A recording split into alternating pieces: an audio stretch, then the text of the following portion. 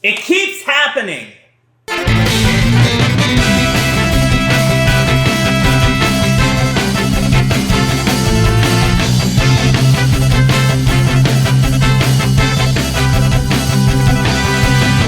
Sonic Generations was released November 2011 for 360, PS3, and Steam, with the Dimps-developed portable version released the same month. Interestingly, it was released almost exactly 13 years before the 2024 remake that this isn't a review of. Yeah, I have questions too. Did the captain of the Titanic cry? I find it very weird that we even got Shadow X Sonic Generations. Like, this game was originally an anniversary title dedicated to remaking aspects of past entries. The fact that it got a full remaster over a decade later with a new secondary campaign that's been hyped up as much as any other mainline Sonic game, well, I guess that just goes to show how well they did with Sonic Generations that first time. This is still considered one of, if not the best 3D Sonic games ever, and it's not even entirely in 3D. Sonic Colors revived this series, but Generations is the game that showed how incredible it could really be. And I'm not even going to pretend I absolutely agree with that consensus. This game is a goddamn banger, and I mean that in every sense, but trust me, we'll get there in a bit. It's weird how many of the best Sonic games were developed as anniversary titles, right? And also the worst. Generations was directed by Sonic 06 game designer and Sonic writers, maybe everything, Hiroshi Miyamoto. Iizuka once again served as producer, leading the 20th anniversary title into a celebration of the best of previous games. Unlike Colors, which was mostly designed to appeal to new fans and draw in kids, Generations was intended to appeal to the Sonic core fanbase. Yeah, I couldn't tell. We got a new variation on the classic gameplay style compared to Sonic 4, polls to determine which levels should be remade, they were making new assets, new level designs, new themes and gimmicks, all releasing less than a year after Colors.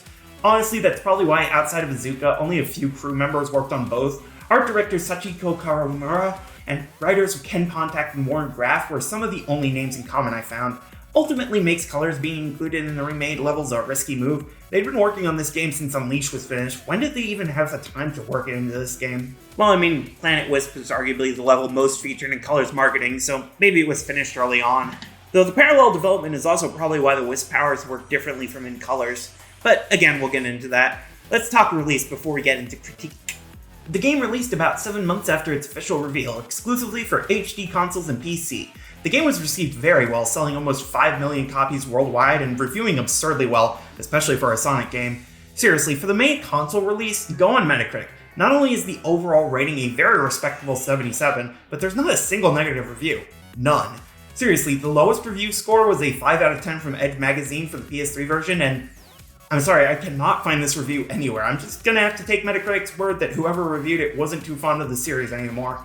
Other than that, pretty much any outlet that gives scores for their reviews ranked it at 60% or above, though, of course, that does leave out some reviews that believe assigning a numeric value to a game's quality is a thoroughly unhelpful and even counterintuitive way to critique media. Can you tell why I stopped with the number shit after 3 reviews?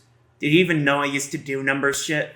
Of course, everything I just said is talking about the console and PC version, which isn't the only version that exists. We also have the 3DS version, which certainly exists. Yeah, I got dual release tricked on this one, though in my defense, this was probably the only version that I could have gotten back in 2011. I didn't have an Xbox or PlayStation system until last year, and I wouldn't get my PC for another few years at this point, so this was the only version I had for a while. I don't remember actually playing it. It's entirely possible that I got to the first visual novel-style cutscene that Dimps liked doing and realized this wasn't the really cool game I had seen trailers for online, so I rage quit. I'm not sure where the general consensus is on this one, but based on what few comments about it I've seen, I take it this isn't in most people's top 10 Dimps Sonic titles. But the Sonic Team only Generations, that does end up in most Boost-style top 10 lists. If only because there are only like 5 titles to choose from. So, let's see how much Sonic Team has improved with Generations, shall we? So, what's the plot here? What, was It Keeps Happening not enough context for you? Spoiler alert, sometime after being stranded in space at the end of Sonic Colors, Eggman discovers something which he calls the Time Eater. He decides to travel back in time and erase his past failures from history, a plan which definitely couldn't have any disastrous consequences whatsoever. Time paradox? What's that, a marina for herbs? Wait, what the fuck was that joke? Meanwhile, on Earth, or Sonic's World, or whatever it's called this month, Sonic's friends are holding a birthday party for him. So, is the implication that Sonic is turning 20 now, or is he finally turning 16? Also, how exactly is Blaze here? Like, she's supposed to be from either another dimension or the future. How did she make the trip but Shadow originally didn't? No time to question logic now. The Time Eater is here to kidnap all of Sonic's friends, scattering them across time and space. And it just so happens most of them end up in thematically appropriate locations. Emphasis on most. Like, okay, Cream had a cameo in Sonic Adventure DX, and Charmy sort of fits with the nature theme of Planet Wisp, but what is Vector doing in Spagonia? Did he get a job as an Italian DJ, or was Professor Pickle just really bored? Look, if we're gonna question logic, why start with Vector being somewhere he shouldn't? I'd question where the fuck Crisis City came from first. So, despite spending 236 words making fun of the plot, I actually kinda like the writing here. It's very simple. We don't have any big character arcs, and there's a total of one plot twist, and most of the characters get like 2 spoken lines, but it all feels fun and loose. The characters are very in line with how they should be, and at the very least we don't have a constant onslaught of quips and one-liners like in Colors. If you're going to go for a simpler and more cartoony narrative approach, I think this is a good way to do it. It does kind of fall flat the couple of times it tries for something a bit more sincere, like before the final boss fight when Sonic's friends come to cheer him on, and I don't entirely understand why Classic Sonic is completely silent. What, was Jaleel White not available for recording? He's not Mickey Mouse, he's had speaking lines since 1993 and a personality even before that. But still, I think this is probably one of the best written Boost era games. Note that I said one of, and also that the Boost era is infamous for lackluster writing. We're back up to HD graphics again, and it looks fucking great. The game doesn't look quite as good as Unleashed does, at least to me, but it's a close second, and it benefits from even greater variety. God, does it look good. Chemical Plant is bigger than ever, Planet Wisp is absolutely breathtaking, Rooftop Run, oh my god. They somehow managed to take games spread across 3 different console generations, from 16-bit to full HD, and make them not only all beautiful, but also cohesive and consistent while still clearly derived from the originals. And it's not just the levels either, we have enemies taken from each game and they all look incredible and recognizable. The only odd looking enemy I noticed was honestly the Gun Hunter, but even then it might just be because of the difference in resolution. Whatever the case, one kinda weird looking enemy among dozens, yeah, I'd call that a win personally. And we also have to mention the design for Classic Sonic and Classic Tails, which are still in use today with games like Sonic Superstars. They really did a great job translating the differences between the classic versions into 3D models. There's reason these models lasted so long. I have somewhat less positive feelings for Classic Eggman or Dr. Robotnik or whatever we're calling him this year. It's not terrible, we do have the most important details all preserved, it's very recognizable as Eggman. But also, I don't know, that brow just... yeah, I don't know. It looks wrong to me, personally. Maybe it's just a me thing. One thing I don't want to hear any disagreement on, though, is this game's soundtrack. Because, oh my god, this game is one of the best song lists I've ever seen. Admittedly, calling it an OST is a bit of a stretch, since most, if not all, the game's tracks are remixes of past songs from across the series, but my lord are they good remixes. We have 2 different Escape from the City remixes, one with heavy dubstep and one with the classic hard rock sound. We have Run Through Speed Highway, which sounds better than it ever has before. We have unlockable tracks you can play in any level, including Open Your Heart, Live and Learn, What I'm Made Of, I Am, All of Me, His World, Endless Possibility, Reach for the Stars, oh my god. And then there's the remix you might hear on some of the optional racing missions if you listen closely. No, they did not just put a kick-ass remix of fucking Supersonic Racing in this game. They did not just put a kick-ass remix of Supersonic Racing that samples the fucking Sega Saturn promo video in this goddamn game. Oh my god. Yeah, this game's soundtrack is peak. Before moving on from the presentation though, I do want to give a shout out to this game's voice cast, who do a great job with their admittedly limited roles. Sonic and Tails are the only ones with regular voice lines across the game, with Eggman getting more near the end of the game, and like in Colors, the 3 of them still do a great job with their material. However, the other characters all get at least a couple lines the first time most of them got a chance to act in a mainline title, and they all do a great job embodying the characters. Sure, with Maggie, Colleen O'Connor, Philard Shaughnessy as Charmy, it's now basically impossible for me not to hear Tails, but I mean, it's not her fault Kate Higgins apparently got too busy for non-union work. Is anyone even gonna get that name joke? Tails' current voice actress is Colleen O'Shaughnessy, but she used to be credited under pseudonym, and she also occasionally is credited with her married name, Veelard. I do feel bad for Higgins, since she does a great job as Tails, but given O'Shaughnessy has been voicing him in everything except the Colors promotion since 2014, I think that's a losing battle. Overall, we've got great presentation, minimal lag on PC, and certainly passable writing. All good stuff, very respectable. But what about the gameplay? I can't even pretend. This is one of the best games I've ever played. We've got 2 different playstyles in this game, similar to Unleashed, only the alternate playstyle isn't a beat 'em up. Instead, we have 2.5D platforming based on the classic Genesis games, courtesy of Classic Sonic, and okay, it's not perfect. The momentum feels just a little bit off, both running and rolling. I'm not 100% sure this game would pass the half-pipe test. I really do wish you could go a bit faster uphill while running or curled up. Instead, you mostly have to rely on the spin dash, which even has a brand new easy input on the same button as modern Sonic's boost. And yeah, that's about the only control issue I have. Even there, it's mostly an issue with ramps. On flat ground or downhill from moment to moment, Classic Sonic feels great to control. He bounces off of enemies just like you'd want, the jump is perfectly paced, it's all great and reliable. Certainly feels a lot better than Sonic 4, which just makes Episode 2 that much more pathetic. Yeah, I still don't think they actually changed anything meaningful with that version. The other side of the gameplay is modern Sonic, based on the boost gameplay of Unleashed and Colors, but mostly Unleashed. Yes, we have all the moves and techniques of Unleashed executed just like in that game. We have the jump dash without homing targets, the quick step on the shoulder buttons at any time, situational wall jump, a stomp and slide, we even have the light speed dash as actual Sonic. It's more situational than in some games since you can only use it on certain lines of rings, but still, at least we don't have to unlock or buy it, and I'm gonna be honest, this is the best iteration of the boost gameplay. It's fast but not uncontrollable, the homing attack is reliable, the drift isn't completely ass, each move is quick and effective, the controls are smooth as butter, it's all incredible. It helps that we don't have anywhere near as many gimmick sections as in Colors. The drift and quick step are just a part of the standard moveset, so the whole thing feels so much more cohesive. Thankfully, you also don't lose all rings every time you get hit, unlike in Colors, though the actual metric for how many you lose is inscrutable.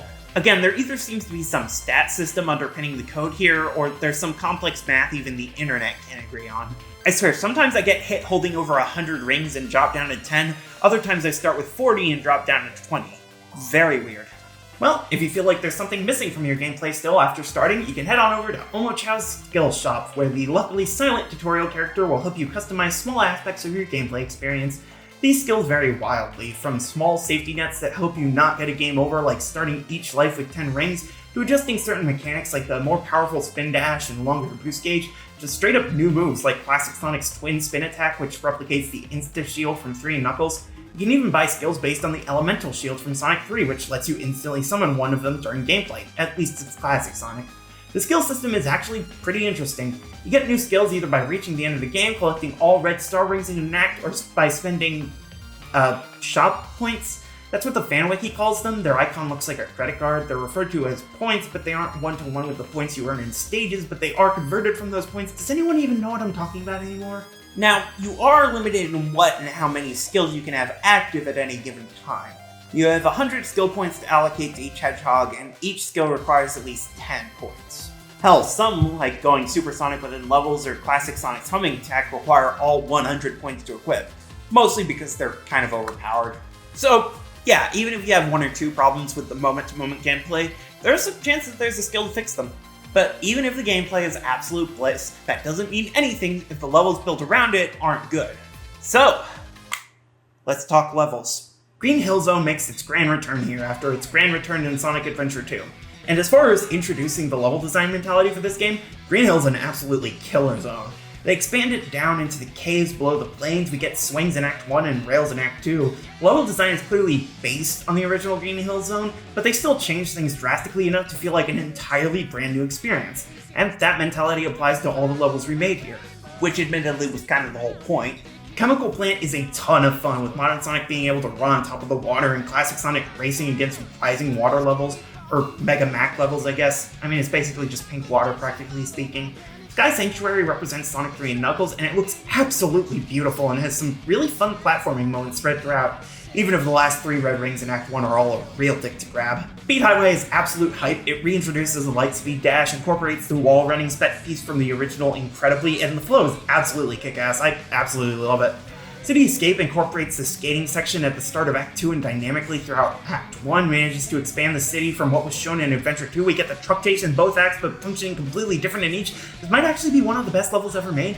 Seaside Hill is another good water level, even if we can't swim again, though the optional cart sequence in Act 2 is kind of poorly controlled. Crisis City takes the ideas of the original level and makes them actually work and feel good to play through, and I love the troll bit with the goalpost in Act 1. Rooftop Run is a goddamn party that runs through not only set pieces from the act, but also the hub area of Spagonia, plus we get to kick the shit out of those egg chasers again. And finally, Planet Wisp is long and difficult as a final level should be, while also being a fun run through, with the orange wisp feeling dynamic and the pink wisp letting you explore a ton. Not the best level in the game, but they can't always city escape. Seriously though, what was I thinking with the Sonic 2 review? How did I spend over 1,000 words on those levels? Seriously though, these levels are incredible. I especially love how they aren't afraid to mess with the format here and there, and a surprisingly rare move, even though classic Sonic only moves on a 2D plane most of the time, the camera and set pieces aren't afraid to expand into the third dimension at times. Modern Sonic's levels aren't completely linear, we have wider levels to explore at times and multiple routes in most levels, and that goes double for classic Sonic, where it feels like each level has more than 2 routes to the end. The levels feel dynamic, engaging, and hyper-fast all at the same time. Plus, getting X ranks and collecting all 5 red rings does a great job encouraging replays. And that's just the main 18 acts. We still have 90 different challenges to tackle before this game is completed. Holy shit. Now, to be fair, you don't have to complete all 90 challenge acts. To get to the end of the game, you only need to complete 1 challenge in each zone, and each Sonic has 5 challenges per zone. These come in a number of different forms. Sometimes the enemies have been adjusted to be challenging to get past, or you have to race a second Sonic through one of the main acts. You could need to race against one of Sonic's friends, or use their abilities to make it through an obstacle course. You could need to make it to the end with a minimum number of rings, or you could only have a limited number of rings to survive with. And that's not even all the different kinds of challenges, and at least for what I've played, most of these are incredible. Yes, not all of them are great. Barrel ring bonus, anyone? But they all give you more to play, and that can be legitimately addicting in this game. Seriously, on day 1 of my playthrough, I had to pull myself away from completing all of them so I could get the game done in a timely manner. And then, while I was supposed to be working on this very script, I got distracted going back and continuing to play challenges. What I'm saying is, this game is fucking incredible. I love it so much, we've already peaked in the series, I don't know how it could get any better. Well, okay, maybe a couple ways. Some of the physics issues with classic Sonic do kind of bog down the experience, to be honest. It's not game-ruining or anything, it's still a ton of fun, but it does occasionally feel a bit under-polished. Seaside Hell and Planet Wisp also aren't the best levels in the game. They're still fun, but Seaside is maybe a bit too confusing to navigate, and by the end of Planet Wisp I was kind of getting tired of it. Maybe that's just because I decided to get all 18 S ranks and grab all 90 red rings, but it was something I noticed. Also, why the rival boss fights against Metal, Sonic, Shadow, and Silver are all super cool, they are a bit simplistic, and the other 4 bosses aren't all that amazing. The Death Egg robot is kind of frustrating to actually hit, even once you figure it out. The Egg Dragoon doesn't really work as well as the actual Sonic Unleashed boss fights, and the Time Meter is a little bit too easy for the big climactic Supersonic final boss. Perfect Chaos is pretty cool, takes great advantage of the boost system, but I think I would have preferred it if it was just a couple stages longer. I mean, the original took 6 hits, this one only takes 4. And while I understand what they were going for with the game's writing, I personally would have preferred if a bit more thought went into the story and plot. Yeah, Sonic doesn't need a story, but it can still be nice to have it.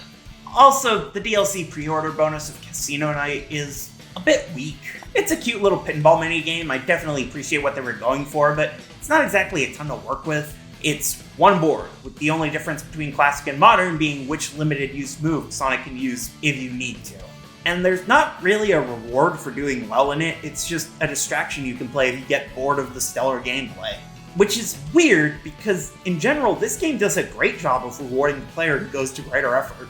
Heading all the way to the left in white space takes us to the collection room, where we can look at a ton of unlockable extras. We have the game's cutscenes and a character list unlockable just by playing through, but in addition, by collecting red rings and ringing the bells of completed challenge acts, we can unlock concept and promotional art from across the series and listen to those unlockable music tracks I mentioned before. It's a great way to encourage people to actually complete more of the game, having an in-game museum of the Sonic series. I really do appreciate it, and that's about everything. Well, everything about the original Sonic Generations. I have to admit, I wrote this review in August of last year because, look, I wanted to get as much done before Echoes of Wisdom released. Look, I love the Sonic franchise, but I'm always going to be a Zelda fan at heart. So, when I played this game and wrote this review, and frankly, even when I originally recorded it, Sonic X Shadow Generations still wasn't released. But, since I know people are still going to ignore the title of this review and will want my thoughts on Shadow Generations, hey future Sorio, what do you think? It's good. Well, Well, there you have it, folks. That's Sonic Generations. And the last good boost game, methinks.